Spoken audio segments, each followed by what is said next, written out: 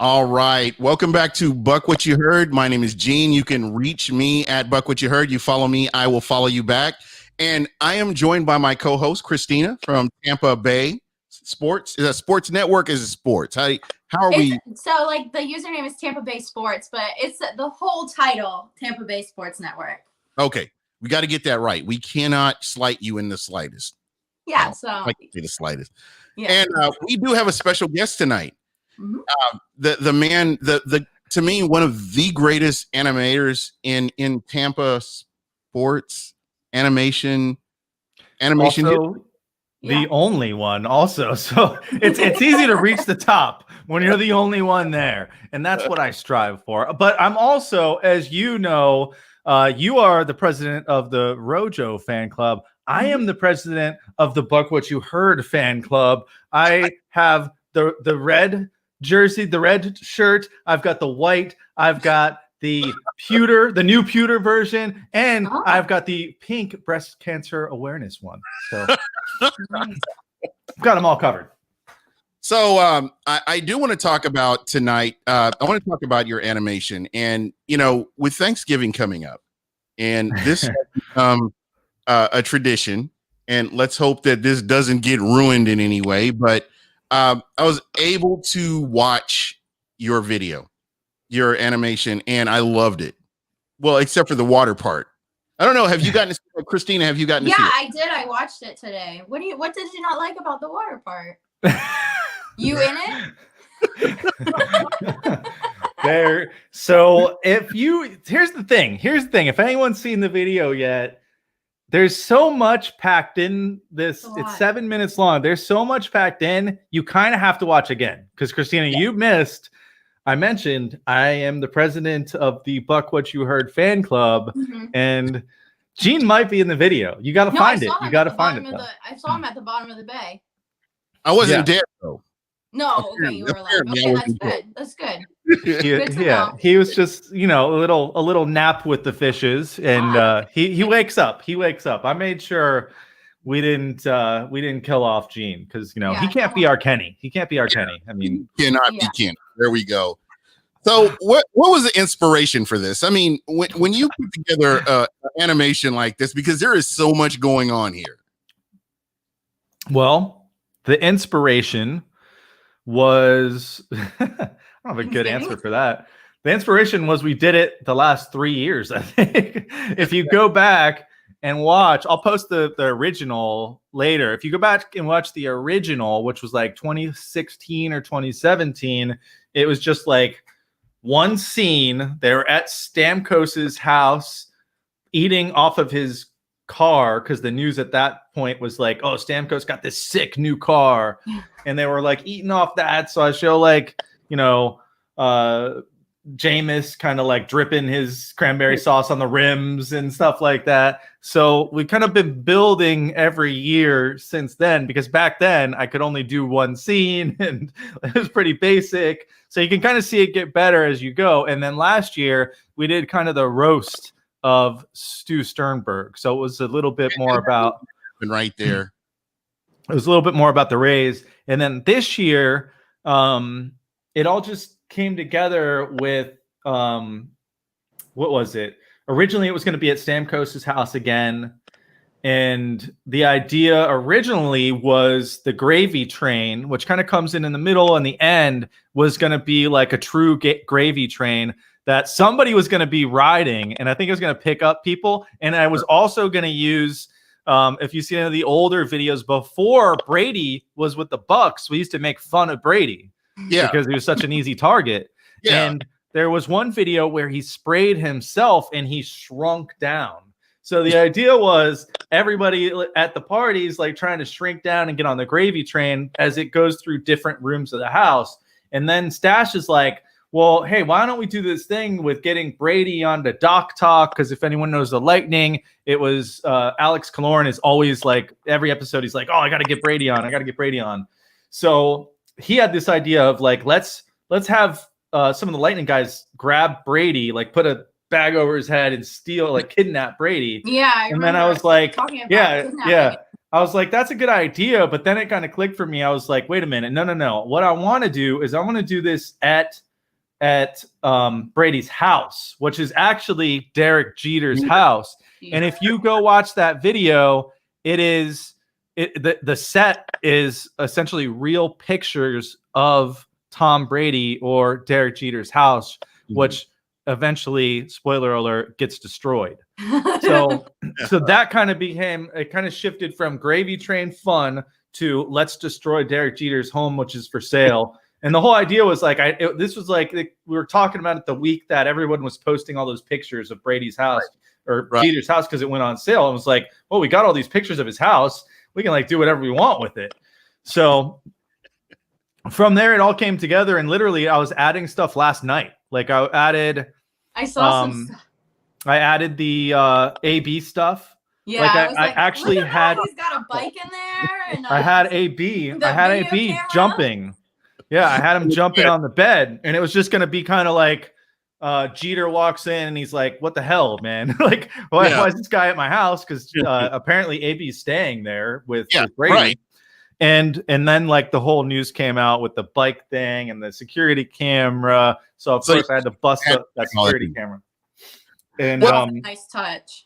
Well, I have to, and I have to ask you, what do you think Devin White's going to have to say about this? Because you got his horse in there. You've got his horse doing damage. It's not necessarily his horse. I think if anyone's going to be upset about this one, it's going to be the offensive line, which if there's anyone you don't want to piss off in Tampa, it's the biggest guys in Tampa. Literally the biggest guys. I'm just lucky I wasn't the one that did Donovan Smith's voice. I'm just blessed that was not me. In trouble. If they ever find out who did that voice. I don't know. I'll let you guys figure it out. But what you're talking about is Devin White saw the last Bucs video, which was a Zoom parody, and Devin White like retweeted it or something like that. And he's like, "What the hell is this?" Because the guy that did Devin White's voice, like it sounded like really funny. Like it was really like it sounded nothing like Devin White's real voice. And I was like, do I roll with this? And like, if you watched any of my videos, like if it's weird and stuff, like I will roll with it. Absolutely. 100%. It's a parody. It's supposed to be stupid. And it was, I had fun with it. I thought it was fun. I think you covered all of Tampa sports. Well, minus the Raptors, of course. Rowdies. They're in there. The Raptors are in there. Because I made that Photoshop. If any of you guys see the Tampa Bay Raptors, the Tampa Bay Raptors Photoshop, I made that like 2 weeks ago. Mm-hmm. So I did stick that in one of the water scenes, the underwater scenes. I didn't know that, that news was going to break today, or else I would have probably added something else. But I've already got some requests if I'm going to do some Raptors videos. But I don't know. They're not like true. Maybe they'll make an appearance. They're not like true Team Tampa Bay yet. But I'm totally adopting them. I wouldn't say I'm a huge NBA fan, but I am an NBA fan for sure. I want to say the NBA here. And I was not for a long time. I do like Mo Bamba. I did get to meet him at the Summer League. Really great guy. I just love how he interacts with the fans. And, I love what he's doing in Orlando. So I was good with that, but I just never really got connected to a team.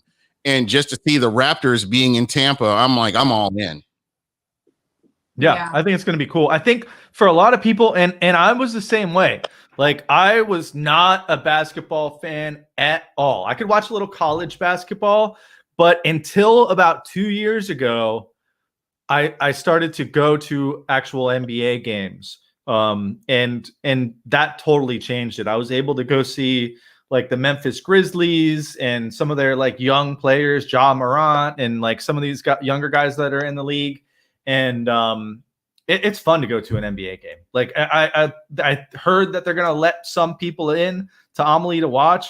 So I know this is a football thing, but go check out the NBA. There's a lot of good young players. I know the parody's a little bit off with, there's some teams that are stacked against the other teams, but it is fun to watch an NBA game live. Yeah, I totally agree.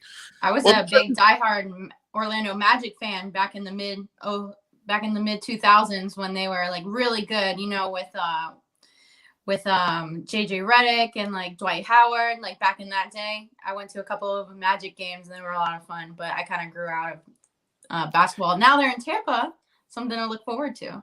Yeah, true. we don't know what's going to happen, especially 2021, so close, and we don't know what's going to happen. So we may get opportunities to go to some of these games. I'm really excited about this, and hopefully this will open up the prospect for more things to happen for Tampa, and that's what we really want more than anything. Yeah, I think at the very least, if we can go to some of these games, whatever the capacity is, and show the magic that if they play just a couple more games here a year, like we'll sell it out.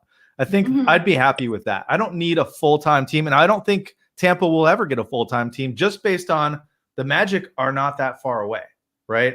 So, but if the Magic can come play in Tampa 5 games a year, like they used to do 1 a year, right? They used to come here and play 1 a year. They can do 5 games a year here. Heck, we'll send the Rays there for 5 games or maybe 10 games. I'll make that trade-off. Yeah, there you go. But as long as you can keep them around here, that's what we really want to see. Right now, I kind of want to switch gears and get back to the NFL, because that's why we're here. Talk about the NFL, and I'm glad to have you on. And I want to especially start with you. With all, as long as we've known each other, it's just been kind of futility when it comes to the Tampa Bay Buccaneers. And what we're seeing now is a totally different team compared to what we've seen in the past. And I'm going to start with you, and then I want to get Christina's thoughts on this as well. But, what is your take on the Tampa Bay Buccaneers right now and the state of this team as they move forward? Well, I think this year's different, right? I think you brought in Brady, who brought in, you can call it whatever you want, but we got all these extra other players here because Brady's here. And I think what happened was what we've been waiting to happen for 5 to 10 years now. We went from a team that accepted losing and, like, oh, well, just another losing year, to a team that if we lose and if you have a bad play, Brady's gonna let you hear about it. So we went from accepting losing, and this is just my opinion. You guys can jump on me all you want about this, but we accepted losing. Our players accepted losing, and right now that is not okay on this roster. And I've been waiting for that to happen for a long time because I'm that fan. I'm not okay with the team losing, and I don't think any of you guys should be either. We deserve better, and this team's been so bad for so long. I'm happy this year for sure, and it's all because of Brady. He brought some of these guys here, and they all have the same standard. They're not okay with losing, and you see the 3 games that they lost, they were pissed, right? Yeah, absolutely. Okay, Christine, I wanted to get your thoughts as well. So yeah, like you were saying, we've been tired of losing. Every year I would be optimistic. I'm like, this is the year. Like, they've had time to grow last season. They were doing really, like, the Bucs would typically start to win towards the end of the season and try to make that playoff run, hopefully getting the wild card. And then all of our hopes and dreams were lost. And then the next season we're like, okay, this is the year. And then it always failed. And then we get a new coach, and then we're like, okay, time for a rebuild. And then so now we have Brady.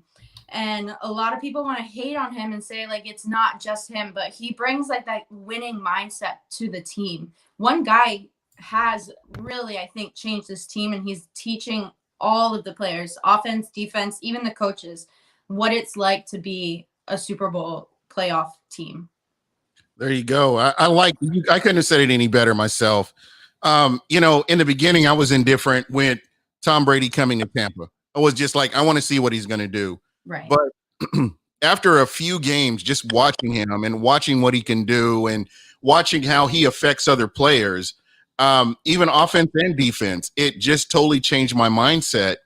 And I realized how much more important a good quarterback is and how important coaching is. And not to take anything away from, what we've experienced over the past couple of years, but it's been a letdown. It's been underwhelming. It's been a team that hasn't played up to their potential. We saw 2016 where this team had a 9-win season, and then you're expecting more from this team the next year, 2017, and they end up with a 5-win season. Then the next year you're thinking, okay, they're going to bounce back from this and they're going to do something else. And again, a 5-win season. They just underachieved from what they're capable of doing. And I just don't feel like they had all the right pieces in place to really do something.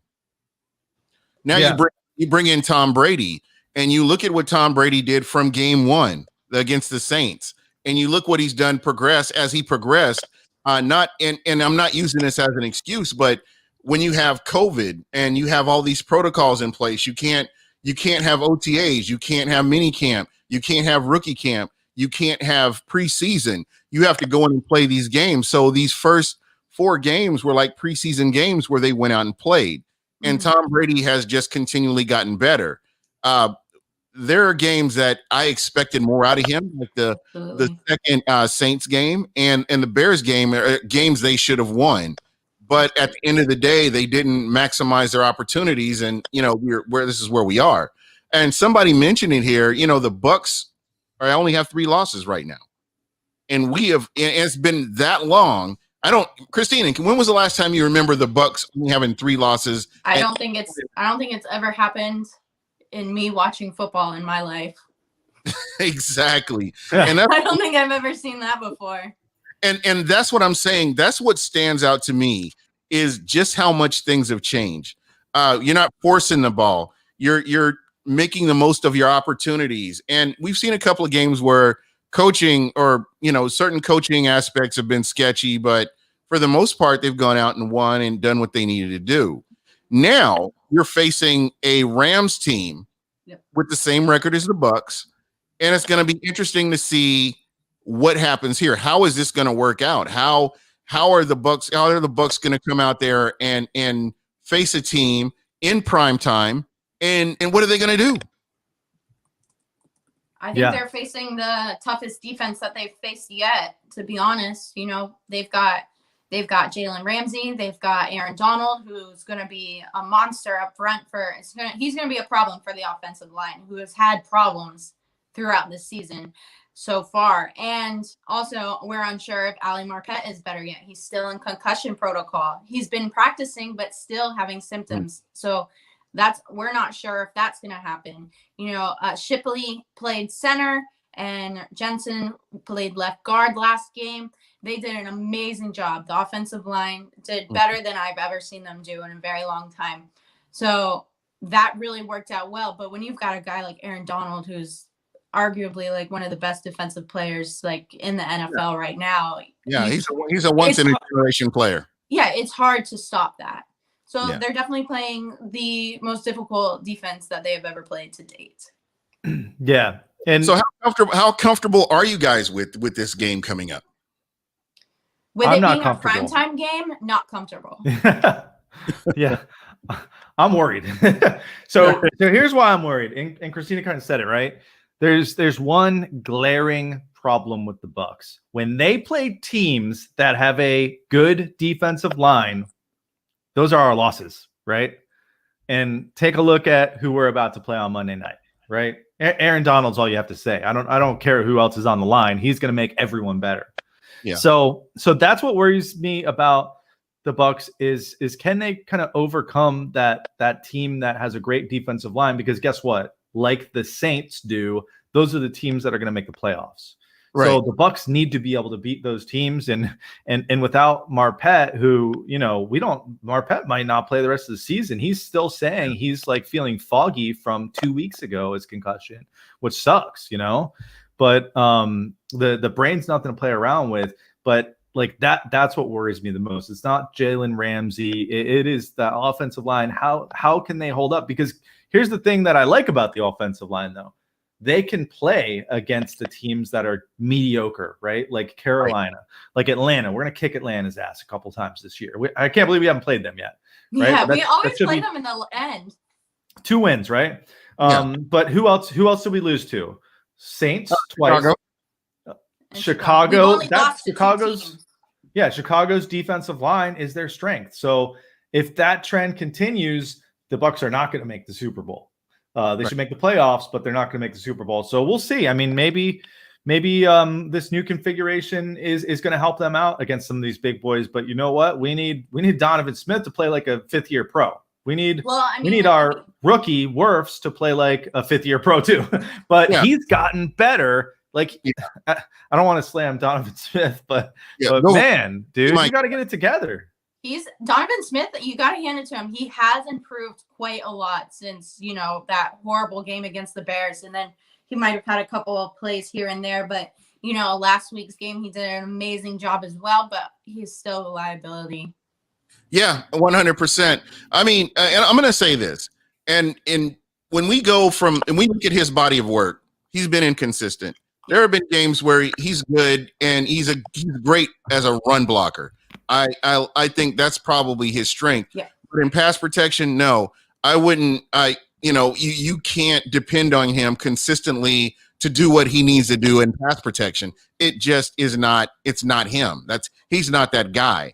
And I watched. I've gone back and watched the Carolina game, and I went back and watched the Saints game, and it's a shame that these defensive linemen can't wait to go up against him. And that's what I get from that. And, when I look at his style of play, I would say his rookie year and his second year, he improved.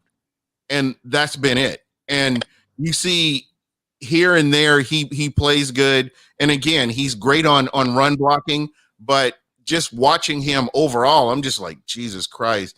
Please, let's scheme away from him, or I don't know what you would have to do, or get some protection on his side to kind of help him at times. But again, he's our guy right now. We can't get away from that. So offensive coordinator has to do a little bit more to get protection for Tom on that side to make sure that we can keep him upright, because when Tom has time, he's able to do what he does. Yeah. And I think the other thing that people need to understand is there a harder position on the field to play? No, you really only hear about the bad things that happen to Donovan, and he's always going to be lined up against the best defensive end.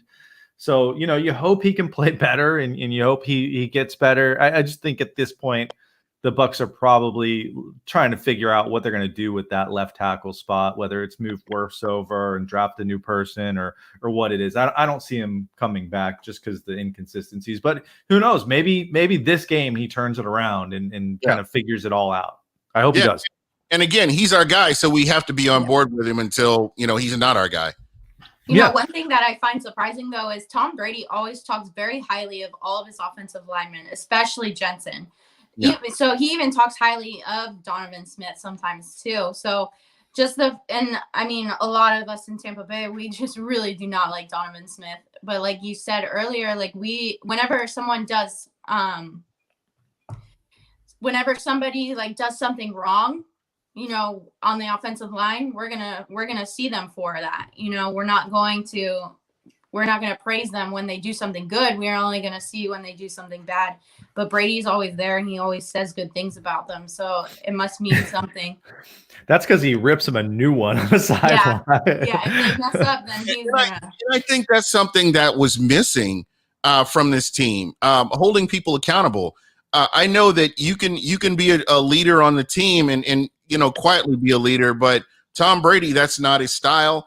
And I think that people are scared, or not someone scared, but worried about making mistakes because of how that can affect them. So I think it's important for us as fans to just watch this team and see how they do, and just keep in mind, as much as I want to launch Donovan Smith into the sun, there's nothing we can do about it. He's our guy. Unless he gets injured or something like that. They got to put it together. They have to get it together. They're in a position right now where the NFC South is not lost just because you were swept by the New Orleans Saints. There are games wide open. It's wide open. And let's talk about that. I mean, you're looking at Drew Brees, who it turns out was somewhat injured against the Tampa Bay Buccaneers, and nobody knew it. And then against the 49ers, he really got injured. And it turns out he's got fractured ribs and a collapsed lung, and it's taking him some time to get things back together. Right. in the second half of that game against the 49ers, we saw Jameis Winston came into the game. I know for me, as a casual observer, I haven't gone back and watched the film, but Jameis Winston looked like Jameis Winston from last year here, regardless of who his tight end was, regardless of who his wide receivers were. There were a couple of times where the 49ers got pressure because he held onto the ball. There were times where there was a throw, there was an opening, and he didn't get the ball out within a reasonable amount of time.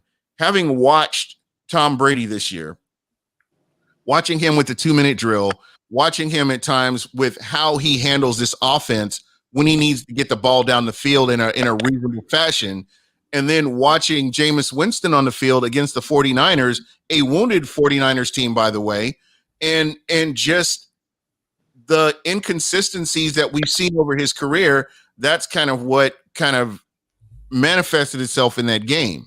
Now we get to today, and we hear from Sean Payton that, hey, nope, Taysom Hill is our but I'm not buying it. I'm sorry. I've had time. They're splitting. Jameis is gonna play. He's gonna play. He's gonna get snaps. Because I don't believe anything Sean Payton says. Sean Payton hates the media, and he hates Tampa as much as he does the media. Oh, Christina. Yeah, he said Jameis Winston will not be in any offensive plays at all. That's what he said, not at all. So I highly doubt that as well. He can't be a quarterback draw every time, It's just not possible. Yeah, they're gonna throw the ball. The New Orleans Saints are not gonna throw the ball. Come on. Yeah. Yeah. And this is my perspective on it. I look at New Orleans, and New Orleans, when Taysom Hill is on the field, he's either a tight end, he's a wide receiver, fullback, or he's a running back, or he's a quarterback. So you're telling me that a guy that's so versatile as how they use him in that offense as an offensive weapon, you're taking all that stuff away, and you're just going to you're going to put him under center where a defensive coordinator can game plan for him. Yeah.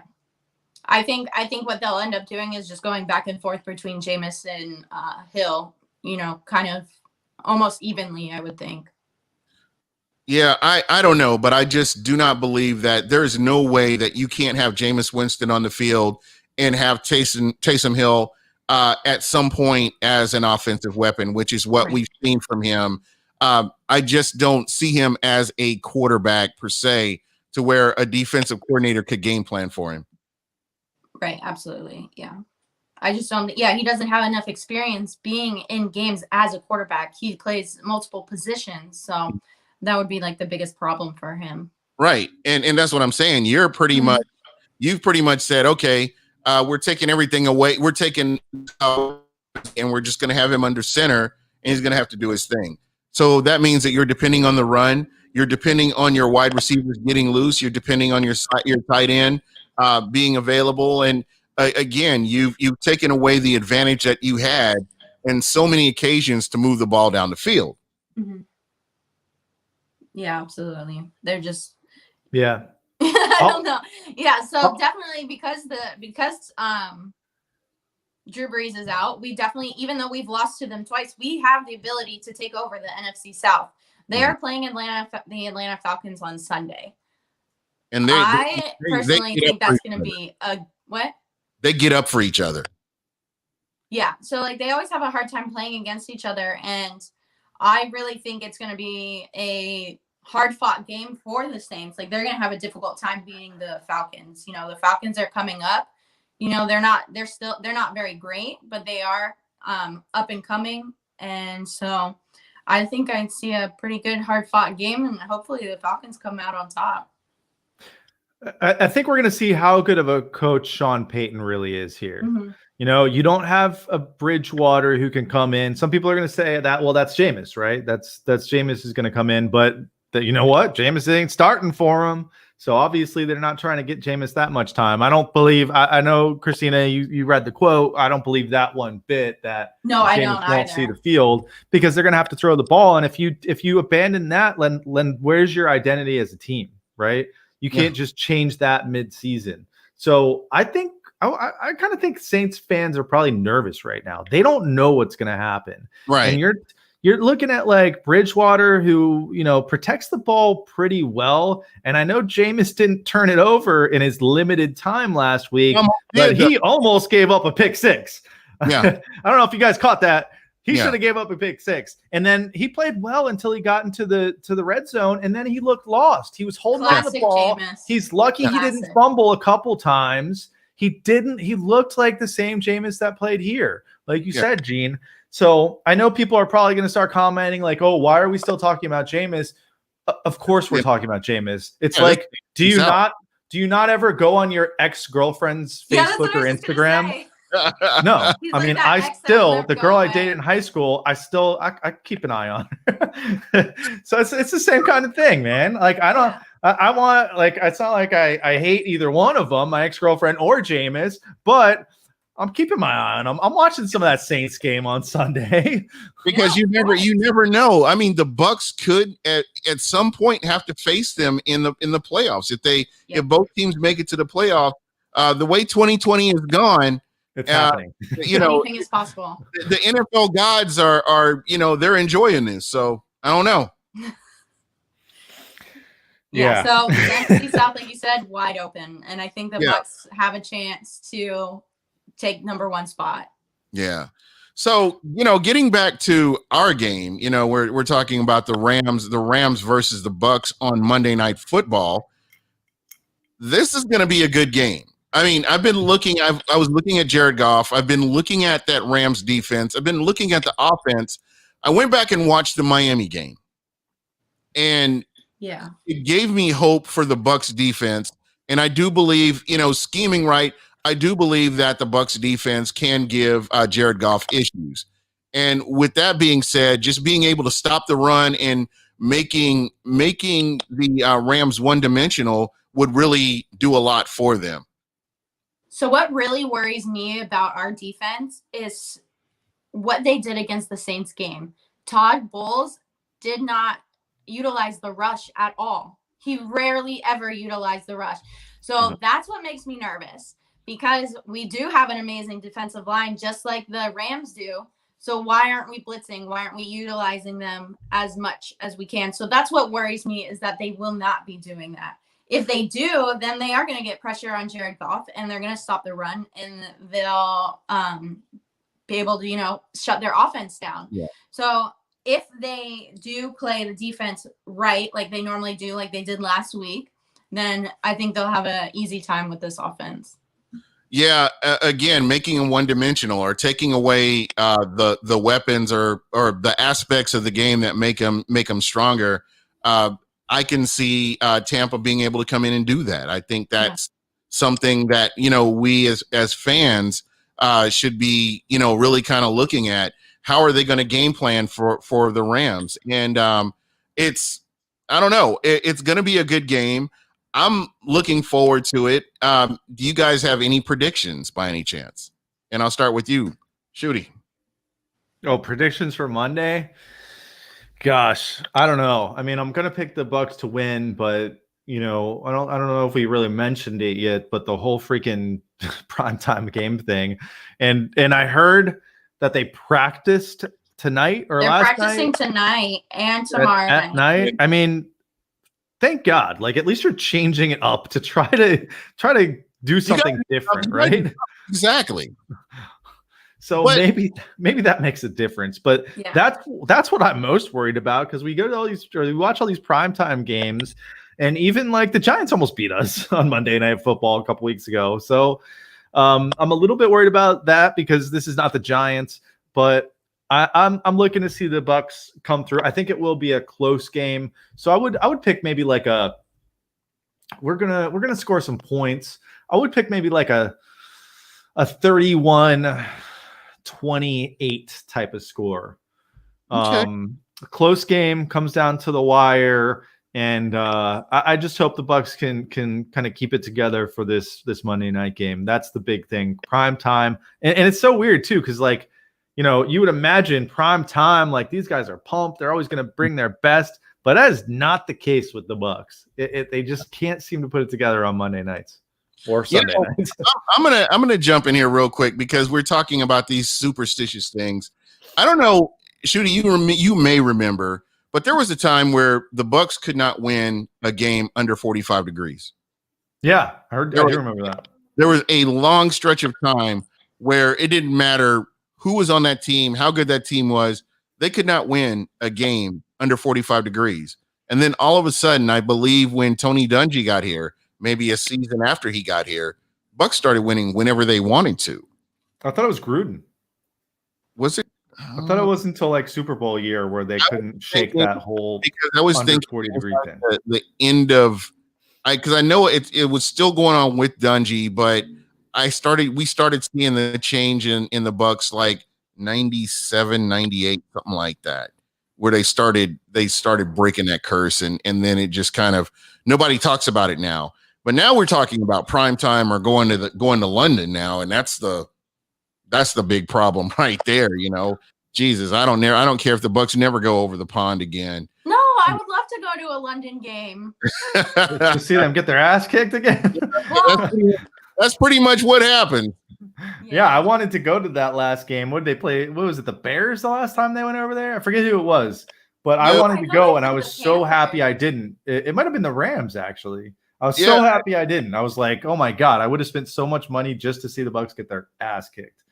But I don't know. Like, do you guys think it's like a mental thing? Do you think like these guys just know it in the back of their head? They're like, oh, primetime games, for some reason we suck. And it's just like all mental, like they're going to kind of blow it.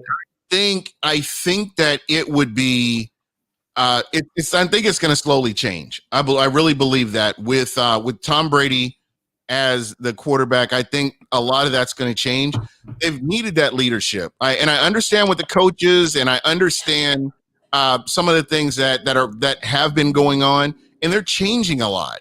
And I think that as this team progresses, they're going to have to be able to play these primetime games when we get to the playoffs. So I think this is going to be huge. Absolutely. I think it's a mental thing. Most of the players are very young. So, I mean, like our whole secondary is basically children. So they're all like first, second year players. So like, I think it gets into their heads, but all of America is watching. I predict that they'll start out flat like they normally do, because I don't know. That's just something that they do in general. They start out flat always. So, but I'm hoping, they can pick it up and, get that win. Yeah. Again, and a different Bucs team, they may come out and do what they did to Green Bay. You don't know. But I think with everybody healthy, Chris Godwin is just continuously getting better. As the season progresses, his finger is not the issue anymore. That's what we would need. I would love to see Ali Marpet, but I do want to say this. Shout out to Tanner Hudson. It's really sad about his dad, and I doubt if he's watching me, but I just want to put that out there. Man, I wouldn't wish that on anybody, and I hope for the best for him. And then just overcoming adversity is what Tampa really needs to do here. I mean, they're in a really good position. We've been watching. I watched the Seattle game yesterday, and I really believe that Tampa matches up well against a lot of teams in the NFC. So it's just a matter of them coming out and playing and not beating themselves. Yeah, this is a really important game. This is one of the best teams that we've faced so far, other than the Packers, which we were able to beat them. But like you said, we started out very slow in that game, like very, very slow. Lots of mistakes. I thought it was going to be a blowout like the Saints game. But, defense is the one that turned that around. Defense got this interception, got the pick six, was able to turn the game around.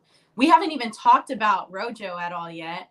Yeah, we need to get to that. I don't know how you haven't even mentioned his name yet. I bet you've been itching. Rojo is on fire, okay? And it's not just because of his because of like last week. He's just doing an amazing job overall. That's right. So, I mean, for you, were you expecting this kind of performance from him? I mean, as you've been watching throughout the season. So after he got the fumble, I was like, that's it. He's done. I won't see him the rest of the game. But then for them to come back out and Bruce Arians for them to say like, okay, you're our guy, let's give it to you. And you know what? I was nervous because they were like backed up on they were like on the 2nd-yard line or something like that. And like punch it out the gun, 92 with a 92 mile or 92 yards. 98 yards. So for that to happen is absolutely amazing for Bruce Arians to have trust in him and allow him to continue to play. Yeah, and that I'm glad you brought that up, because that was something that I wasn't expecting from Bruce Arians, was to say, you know what, you made a mistake, go sit down. But they realize that Ronald Jones can be an offensive weapon. As much as people love Leonard Fournette, I get it, but I would roll with Rojo over Leonard Fournette. I understand that there are passing downs, and I'm going to openly admit that Ronald Jones's hands aren't what they should be. But he can run the ball. I see a little bit more versatility with Leonard Fournette, but I just haven't seen Leonard Fournette break those big plays. I haven't seen him move the pile forward. I see him tiptoe to the line and try to hit the hole, and he's running east-west instead of running north-south with the physical style that he has. You would think that that's what he would try to do. So I just don't think that he's really gotten going like he can. I think he's another player that requires a lot of touches in order to really get going as well. So I don't know. There's a lot of football to be played yet, and I think that you're going to get to see if there's a player that you really like and you're not seeing him. Trust me, at some point you will get to see him in this season. Oh yeah. Yeah. I saw Cameron Brate's one of my favorites, and he went off last game, so I was happy about that. Yeah. Yeah, and I'll be the first one to admit I was tweeting right away as soon as Rojo fumbled that he's probably done for the day, and that wasn't that unrealistic because that's what happened last time he fumbled. He didn't really get another touch that game. But Fournette doesn't seem like this all-pro running back to me. I mean, right. Rojo seems like the better back, right? And again, you have to keep in mind that Leonard Fournette was the bell cow. I mean, that was the guy that got all the touches, and they basically put the team on his back and let him go. He's not getting the reps, and again, that's why I haven't been critical of him, because he's not getting those snaps like he was getting in Jacksonville, and that could contribute as to why he hasn't been consistent hitting the hole and getting comfortable running the ball where they're bringing him in sporadically. So it's one of those things that it'll just have to, like I said, at some point in time, you're going to see him out there doing things. Yeah. I think he will have a breakout game. Well, I mean, Rojo, I think he did. I think he just did, right? Well, he finally broke one. Fournette will have a breakout game at some point. Oh, yeah. No. Well, here's the thing about that, right? And here's what I like about where the Bucs are sitting. As you go deeper in the season, you have to run the ball more. Right. And you've got 3 guys, and I'd really say 2. I think McCoy it's 2. It's we 2. actually have 4. Yeah, well, I mean, as far as like guys that are actually going to contribute that game. Yeah. How many teams have won the Super Bowl in the last 5 years with just that one running back? You've got to have a 1-2 punch, and we don't have just a 1-2 punch thanks to Brady bringing these guys in. We have that McCoy who can come in on third down, and I don't think they use him enough, but I also don't know what goes on behind the scenes with McCoy being that veteran presence that like I kind of wish we had that kind of guy in the secondary, right? Right. Like a veteran quarterback, like New Orleans picked up Malcolm Jenkins, right?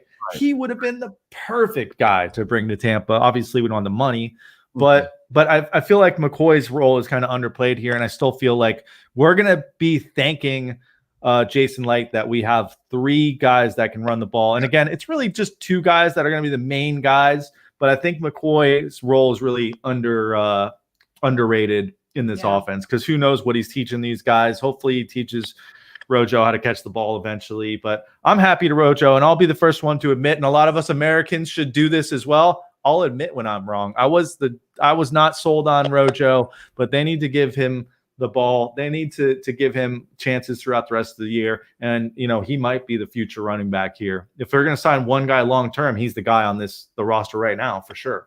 Yeah, most definitely.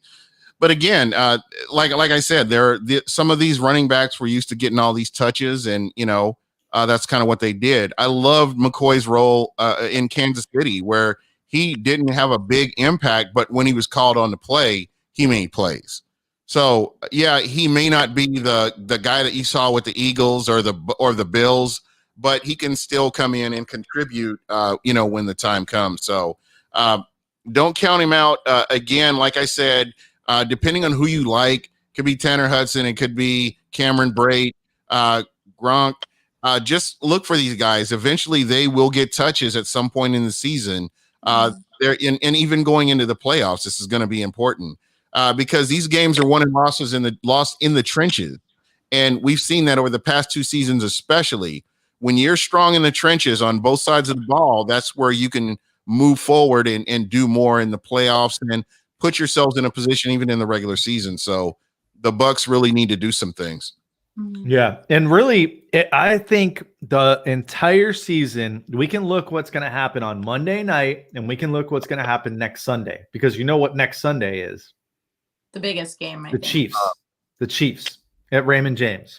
Oh yeah, they are playing them. I forgot. So That's I like think the biggest game. I think you can look at these next 2 weeks, and we're going to find out if this team is going to make the playoffs. And we're going to find out if they're going to make a real run at the Super Bowl in these next 2 games. Yeah, I agree with you, Judy. That's what I said when the first couple of games, I said these will be the 2 games that determine if we are a playoff worthy team. Like, we going to be able to? Yeah, the Rams. These 2?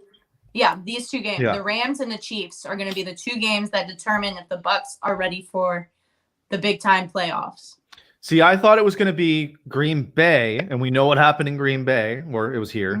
And I was always looking at that Chiefs game, game, because the Chiefs are going to bring it. Yeah. And I didn't know how the Rams were going to be this season because they were flaky last season. We beat them last season. Now, I mean, if you look at the Miami game and then look they're just like up and down. You know what I want to see? I want to see Gronk break the whole primetime thing. I want to see them, because you can't put Jalen. Who's Jalen Ramsey going to cover? Mike Evans. Yeah, exactly. He can't cover everyone else. I want to see Gronk get 3 touchdowns, Gronk spike all over the place, and I want to see Brady and Gronk say, "Screw this Sunday night, Monday night, prime time curse, whatever the hell is going on here. We're just going to make it happen," because you can't cover these guys. I get so confused when these guys go 3 and out. I'm like, how is this even possible? I start throwing shit in here, and it gets Someone ugly. will catch it. Just throw it. Yeah. Hopefully it's not the defense. And I think, just kind of going back, a lot of it is execution. It's drop passes. That Saints game especially, there were the scheme, going back, and my apologies to Byron Leftwich for wanting to launch him into the sun, but there were times where the scheme was fine. The scheme was fine. The player that was targeted didn't catch the ball, or there was a penalty, or something happened where the Bucs are beating themselves. And I will say, this last Saints game and the Bears game, the Bucs beat themselves. The Bucs should have won those games, and they didn't do it. They didn't execute, and they didn't get done what they needed to get done. Absolutely. And we saw the meltdown with the Chicago Bears. And I think that, if they can get all this worked out and, get pointed in the right direction, I can see this team winning this game, and winning this game big, if they can make those plays and they're not beating themselves. I just don't see a team that has the weapons that the Bucs do, and just being able to utilize those to the best of their ability. I think that's where we need to be.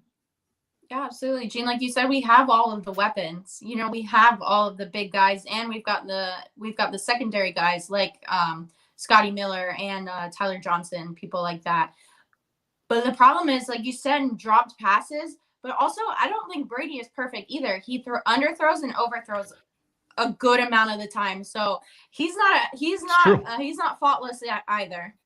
Yeah, absolutely.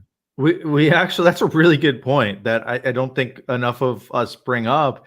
is Brady misses his targets a lot. He does. And I think it's just chemistry still, or Yeah. something going on with the pass rush, you know, I something think like that. I think a lot of it's chemistry. I'm with you. Chemistry, you know, some of the receivers are off their routes, or you know, he's thinking they're supposed to be there when it's there, whatever. So, and that's what happened also in the Saints game that got those interceptions. What game was it? The Saints game, or was it last game where he missed AB? I think it might have been the Saints game. The last game where he missed him this last game with a deep ball. I think at the very beginning. Yeah, it was a deep but ball. He did miss AB in the Saints game, and that turned into an interception. But there's been a lot of throws like that behind receivers, overthrows, stuff like that. And you know what? The difference is, I felt like we saw a lot of that last year, but the other team caught him. Yeah. And I don't know why. I don't know if Brady just has a better sense of like, I can launch this and I know no one's going to be over the top to pick it, or what, or like, you know, those out routes, if he's purposely throwing them so nobody can catch it except Mike Evans extended. I don't know, but the guy's the best quarterback to ever play, so I'm glad he's on our side. You're spot on with that. And that's what I've seen is that Tom Brady puts it in a place where either the receiver's getting it or nobody's getting it. Right. He's not throwing it into triple coverage. He's not forcing it to Mike Evans, and he's not throwing to some ghost receiver that's not even there. And which we've seen that I don't know how many times. So do you recall a throw to Chris Godwin last game where he floated that thing between like two defenders, and I was like having flashbacks to Jameis, and I was like, "Oh, this is not going to end well." Godwin caught it. Yeah. So there was a couple. There was another one pass that he made, and I think it was Gronk who it was targeted. So the ball was being thrown. Gronk was waiting for it to be thrown towards the sideline, but it was misthrown and thrown to his other side. But he made a quick adjustment and was able to get that. If he didn't, though, that ball would have been intercepted. I don't know if you remember that play at all. Yeah, again, you're talking about a different caliber of quarterback. Right, of course. I want to make sure I get this in, and I know we've been talking about this, but I do want to get you on the hot seat. So yeah. I've been waiting to do this all week. All right.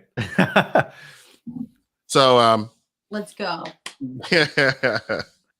So basically, as you know how this works. Have I ever? I don't think I've done this with you, have I? No, I've never been on the hot seat. Yeah, well, you are now, buddy. So basically, it's warm on my buns. I like it. Yeah, there we go. So 10 questions, 1 minute, and you get it. I'll make sure. Can you please explain that again? Okay. So no, you got 10 questions, 1 minute, and very simple answers. There's no wrong answer here. You just have to answer the question. All right. No, it's not like trivia. It's just my own opinion. Well, sort of. Is it? It's like mixed. It's kind of like there's not really a right or wrong answer. Don't need to help him. Bring it on. Bring it on. Let's go. I don't want to be bragging about this later on about, I did this. And no, you're on. All right. So what I'm going to do, first question, I'm going to ask the question and I'll start the clock. Okay. Okay. All right. Byron Leftwich is a solid offensive coordinator. Buy or sell? Buy. Who is your quarterback, Tua or Burrow? Tua. I'm a Tua guy. Tristan Wirfs or Aaron Donald? Who you got? Aaron Donald. Well, no, wait. Against the Bucs? Wirfs. No, just in general. Well, right now it's Aaron Donald. Wirfs someday. Nick Chubb is the most important Cleveland Brown on the team. Buy or sell? No, Baker and Mayfield is. Sell. No. Okay. 2020 draft class will be better than any other class in the past 20 years. Buy or sell? For the Bucs? For in general, the draft class. Sell. Quarterback draft class. Sell. Minus the Super Bowl, John Gruden is coaching the best football of his career. Buy or sell? Sell. Mike Evans will go over 1,000 yards receiving. Buy or sell? I'll buy it. Tom Brady or Levante David is the MVP of this team. Who you got? Ooh, it's got to be Brady. Oh, you lose. But I'm going to get you with the last two questions. You were taking. There's no, like I said, there's no wrong answer here. Okay. last question, or last two questions. Miami Dolphins, contenders or pretenders?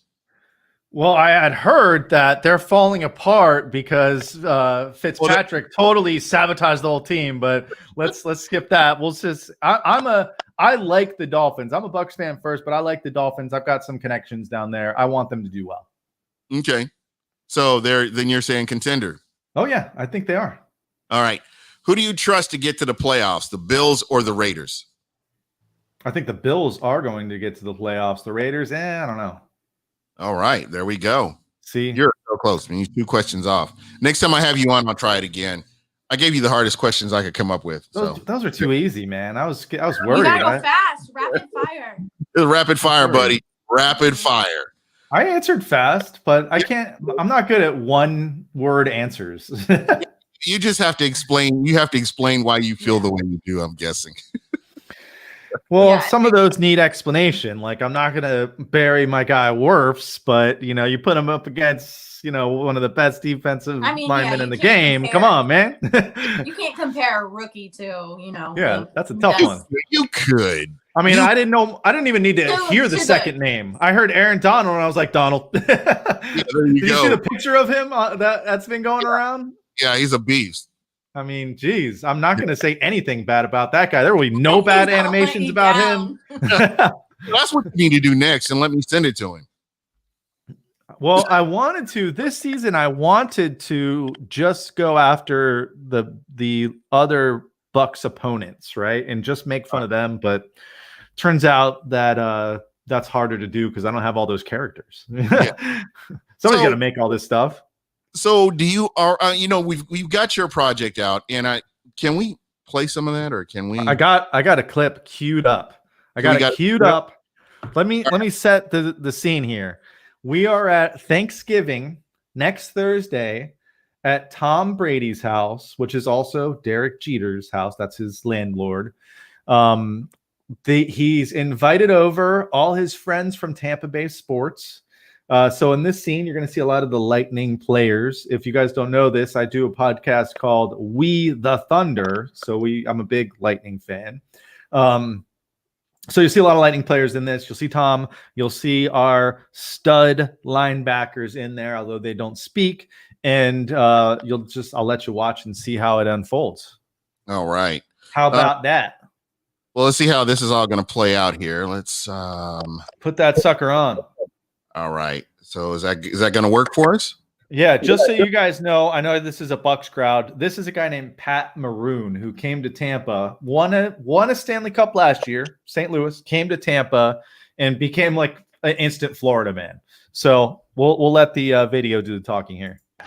So I pull the sweater over his head and I say, "Now what, you big bowling ball head bitch?" Whoa, guys, no horses in the house. I'm a renter. Come on. I had them make that stable out back for the 98ers. And who let this homeless guy in? Whoa, Tommy. I'm the big rig. Back to back, baby. That's cute. I went back to back, then won 3. I don't know, might have been 4 more. But great job, guys. Congrats on winning the Stanley Cup. You had to put the turkey in it, didn't you? Tom, we put everything in that cup. I wouldn't touch it if I were you.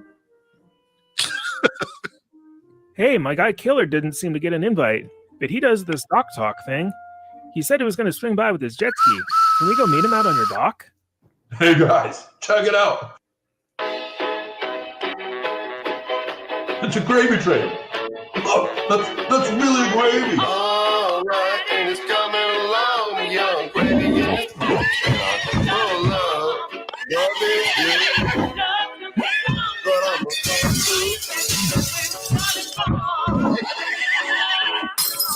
Well, that's going to up my rent again. Stammer, let's go to the docks. So I pull the sweater over his head and I say, "That's all, folks. So go to YouTube as soon as we are done broadcasting here and go take a look at the full video. It's like 7-something minutes long. There's a lot of chaos in it. There's a lot of damage done. I'll never work with horses again. That horse was a real son of a bitch to work with. You're going to see more Levante. You're going to see, and by the way, I've never really had too many Levante videos. So I've got him in this one. I've got Devin White. I got Brady. I got Gronk. I've got BA in there. Who else do I have from the Bucs? I've got almost the entire offensive line. Yep. I'm sure I'm missing some Was players. it Roberto Aguayo in the Bay? Roberto Aguayo is also floating underwater, and I don't want Gene to think that that's the category I put him in. No, that part was the Roberto. Sacrifice. Roberto Aguayo was the sacrifice. The Gene being in the Bay was a gift. And here's the thing. I said it earlier. You got to watch it a couple times because there's a lot of things in that Bay. There's Brady's jet skis are in there. The President's Trophy from last year, which is a lightning joke. If you take a look throughout the house, because what I did was I used the real pictures from Brady's house, but I did throw in some broken security cameras in there and some things in the background. So you got to watch it a couple times. You know what's funny about like making videos like this? It takes like this one took forever. And by the time like I actually let you guys take a look at it, I am so sick of seeing it that I never want to watch it again because I've seen it over and over and over and over. And I just hope you guys like it. It's been really a rough year for a lot of people. And really why I started making videos was because we needed that comic relief as sports fans. And I feel like this year in Tampa Bay, we don't need that comic relief as much, but we need it for everything else that's going on. So hopefully, you know, sit there, watch for 7 minutes, and it's not a Bucs player at the end, but there is a cut scene at the very end. So don't leave at the credits. Like a Marvel That's right. movie. This is basically Marvel, guys. In like 2 years, I'll be directing the next Iron Man movie. So there we go. Stay tuned. They're an Iron Man guy. I did want to jump in here real quick, Christina. We didn't get to talk about your Bay of the Week. And I missed you last week, and I apologize. Forgive me. That's But okay. I want to make We sure were busy last week, I think. I'm going to get your Bay in there this time. Yeah, so the Bay of the Week from the game against the Panthers will obviously go to Rojo for his 98-yard run and 192-yard game. I think it was. Yeah, 192-yard game. He's only a couple hundred from 1,000 yards in the season. I think he will definitely get to 1,000 yards, and he was just the Bay of the Week. He was the MVP. All right. What game do you think he's going to hit 1,000? Ooh, a game. Probably, let's see. It's not going to be. He averages about 100 if he's, not put in the doghouse. So I would say let's see, we got the Chiefs next week, and then the week after we have got the Vikings. So I would say the Vikings. Yeah, that's kind of where I was looking. The Vikings. Yeah. Where's he at right now? How many yards? 730. 700 something.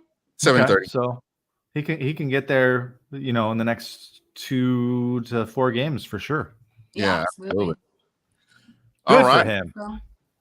So before we go, I know you guys follow some of the other games. I wanted to get your thoughts on a game that you're going to be watching because the Bucs are playing on Monday. A game that you're going to be watching and what your prediction is for that game. So, Christina, I am going to start with you. Yeah, so there's 2 big games that I'm going to be watching this week. One is definitely going to be the Saints and Falcons game. That's Sunday at 1. And then also I'm going to be paying close attention to the Monday night game because that's the Chiefs and Raiders game. Like, I like to always watch the team that we're playing next the week before. So I'm definitely going to be paying attention to that Chiefs game, especially since we've already played the Raiders. So I think that'll be a close game to watch. I couldn't tell you who I think is going to win because the Raiders, they're a little up and down. Mm-hmm. So they could pull it out. They could pull a win off. So yeah, I might give it to the Raiders. There you go. Shooty. A couple of games that I'm going to keep an eye on Sunday. So the 1:00 time slot, I'm going to watch Titans, Ravens, 2 teams on the AFC that have kind of been dwindling and not playing their best, especially the Ravens. I grew up in Baltimore, so they're kind of like a little bit my AFC team, except, if they played in the Super Bowl, I'd be all Bucs, just to clarify that. But I did go to the first ever Ravens game and I grew up there, so I can have that, but I'm all Bucs fans.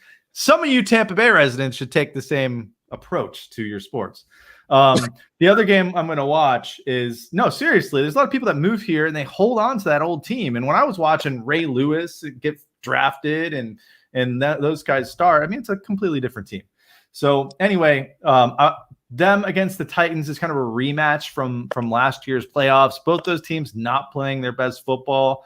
So I think that'll be a decent game. And then the other one that I was going to watch is going to be in the afternoon is the Packers-Colts. So I want to see how the Packers play against the Colts, two teams with pretty decent records. And I think it's going to be probably the game of the week for me. And of course, Monday night. Can't wait for that.